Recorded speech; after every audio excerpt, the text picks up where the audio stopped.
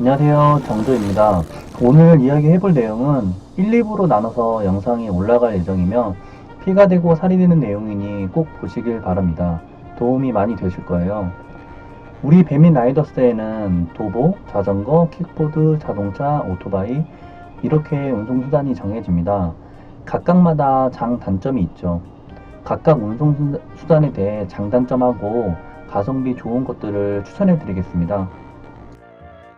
1부에서는 장점, 단점을 다뤄볼 것이고 그걸 토대로 2부에서 가성비 좋은 운송수단을 모델명을 말해서 추천해 드리겠습니다.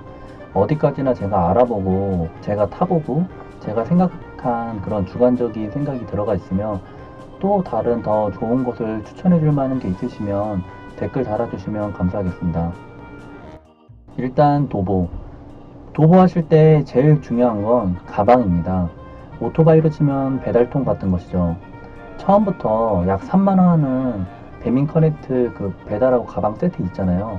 그거 사지 말고 또 아까 말씀드리면 배민 커넥트 가방 중에 가방으로 매는 게 아니라 손으로 들고 다니는 가방이 있는데 그건 절대 사지 마세요. 진짜 쓸모 없습니다. 가방처럼 메고 다닐 수 있는 걸 사세요. 일단 가방처럼 매야 손으로 드는 것보다 편하며 무엇보다 우리는 지도를 보고 가야지 하지 않습니까? 손에 상품을 들고 있다면 정말 애로사항이 많을 겁니다. 그래서 추천해드리면 초반에는 다이소 캠핑라인 가보면 보냉 가방이 있습니다. 5,000원 정도 하면 사고 다이소마다 뭐 전부 다 파는 건 아니니까 조금 돌아보시면 될 거예요. 저 사진처럼 저 정도 크기면 초반에 하기에는 무리 없습니다. 그리고 도보나 초보 배달러들이 제일 실수하는 게 무엇이냐면 상품은 가방 안에 넣고 그걸 고정해야 움직이지 않는데 고정하지 않아서 움직여가지고 흐르거나 터집니다. 그래서 제일 그게 문제가 되는데요. 다이소 간 김에 다이소에서 뾱뾱이 2개를 사옵니다. 뾱뾱이 한 가지는 돌돌 말아서 잘라가지고 돌돌 말아 한 4개 정도 나올 만큼 자르고요. 하나는 아예 그냥 그 상태로 가지고 있습니다. 그 상태로 넣고 다니면 어떤 음식이건 음료건 가방에 넣어놓고 고정시킬 수가 있을 것입니다. 도보할 때 제일 중요한 건 오토바이나 다른 운송수단보다는 사고 날 위험은 없으니 지쳐두고 몸 관리를 잘 하셔야 됩니다. 잘못하면 무릎 나가요. 무리하면 번 돈보다 더욱 큰 돈이 들어갈 수 있습니다. 이제 킥보드하고 자전거. 자, 이제부터가 진짜 시작인데요. 전기 킥보드와 전기 자전거 두 가지로 갈립니다. 전기 킥보드의 장점을 먼저 나열해 볼게요. 전기 킥보드는 첫 번째 보관이 용이하다입니다. 아파트 사시는 분들은 자전거 보관하는 장소에 킥보드를 보관하지 않고 대부분 가지고 올라갑니다.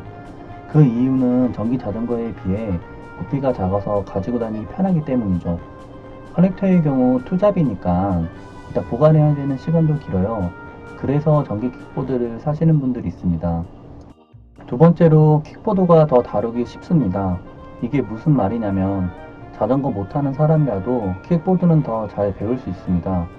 전기 자전거는 발을 굴려야 중심이 잡아지면 거기서 전기가 활성화돼 가는데 그걸 배우기 어려워하시는 분들도 있습니다.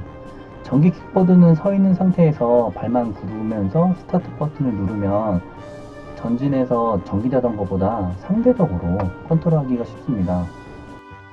마지막 세 번째는 경제성입니다.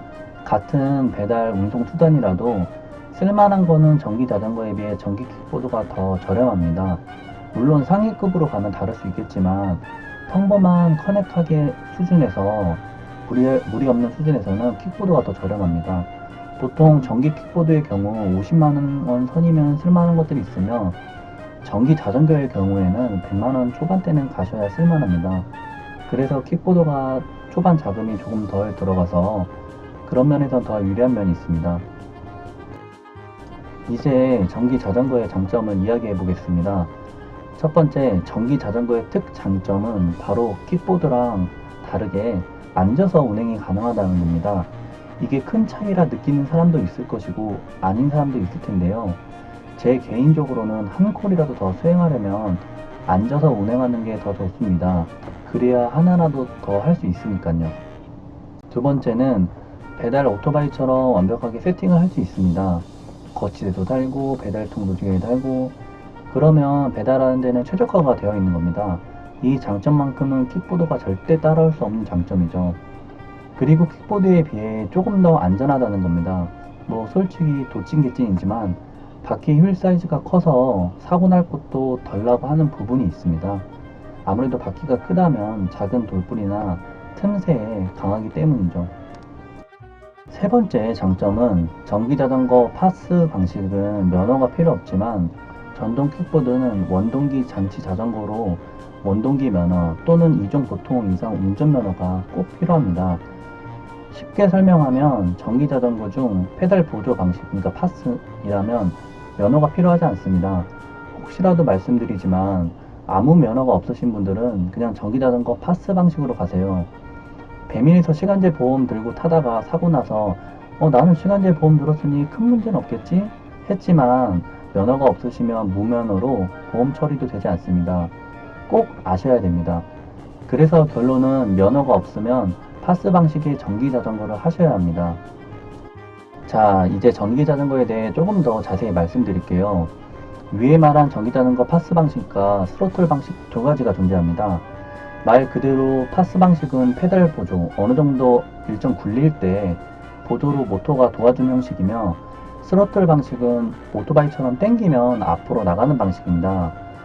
여기에 큰 차이점은 자전거 도로를 달릴 수 있냐? 없냐? 입니다. 파스 방식은 자전거 도로를 갈 수 있지만 스로틀 방식은 갈 수가 없습니다. 지역에 따라 자전거 도로가 많을 경우 고려해볼 만한 가치는 있습니다. 제일 중요한 건 파스 방식은 일반 자전거로 인식하기 때문에 불가피한 경우에 인도로 가도 잡지 않습니다. 하지만 스로틀 방식이나 전동 킥보드는 법상 오토바이로 분류되어 인도 주행 시 불법으로 간주됩니다. 이런 글도 본 적이 있는데요. 새벽에 술을 마시고 전기 자전거를 타고 가다가 경찰에 음주 단속이 됐나 봅니다. 경찰은 전기 자전거니 원동기 장치 자전거로 분류돼 벌금 500만원의 면허 취소 1년이 부과될 거라고 했나 봅니다. 근데 그 글을 올리신 분은 직업이 운전업에 종사하는 분이셨고요. 1년 면허 취소면 저 같아도 까마득할 것 같습니다. 그런데 알아보니 그 자전거는 파스 방식이었나 봅니다. 파스 방식은 일반 자전거로 분류되고 범칙금만 있고 면허 정지나 취소 같은 것은 안 나와서 걱정하지 말라는 댓글도 본 적이 있습니다. 그만큼 스로틀 방식과 파스 방식은 많은 차이점이 있습니다. 자, 이제 오토바이로 넘어왔습니다. 오토바이는 제가 현실적으로 말씀드릴게요. 유상보험을 들 수 있는 오토바이 기준으로 그 다음 그 보험료 기준으로 선택하는 게 제일 현명합니다. 맨날 허구한 날 PCS나 MX 비교해봤자 소용이 없어요. 그 125cc 라인으로 종합 유상을 타려면 최소 300만원이 들어갑니다. 그것도 30대 중반을 넘어서 사고 없으면서 오토바이 보험이 몇 년 유지됐을 때 이야기입니다. 20대에 배달대행이나 배민 라이더스 하는데 종합 유상을 들 거다? 그러면 PCX, MX 따지지 말고 100cc 이하로 그 오토바이로 가야 됩니다. 종합 유상보험이 가격이 정말 말도 안 되게 비싸거든요. 왜 배민이 VF100F를 고집해서 배민 시그니처로 민트바이크를 낸 줄 아십니까? 원래 그 대리인 VF100은 100cc이지만 실제로 99.8cc로 100cc 이하로 책정되어 보험사 기준 보험비가 가격이 저렴합니다. 0에서 50cc, 50에서 110cc, 101cc에서 250cc 보험이 저렇게 나눠져 있습니다. 125cc 오토바이를 타게 되면 비싸게 보험료를 냅니다. 저 같은 경우 PCS 125를 타지만 종합유상 250만원 냈습니다. 그 당시 배민 오토바이랑 똑같은 VF100을 보험료 물어보니 저기서 딱 150만원, 그러니까 100만원이 적은 150만원의 보험비만 내면 된다고 했는데 제가 원래 가지고 있던 오토바이를 팔고 다시 하기도 귀찮고 PCS 승차감도 좋고 잔고장도 없으니까 그냥 탔습니다. 하여튼 원래 대림은 VN100이라고 100cc 모델을 내놨습니다. 근데 그게 100cc이지만 실제상 102cc입니다. 보험료가 PCS 125랑 같다는 거죠. 그래서 사람들이 잘 안 사니까 대림이 고민했나 봅니다. 여기서 대림은 CC를 조금 낮춰서 VF100을 내게 된 것입니다.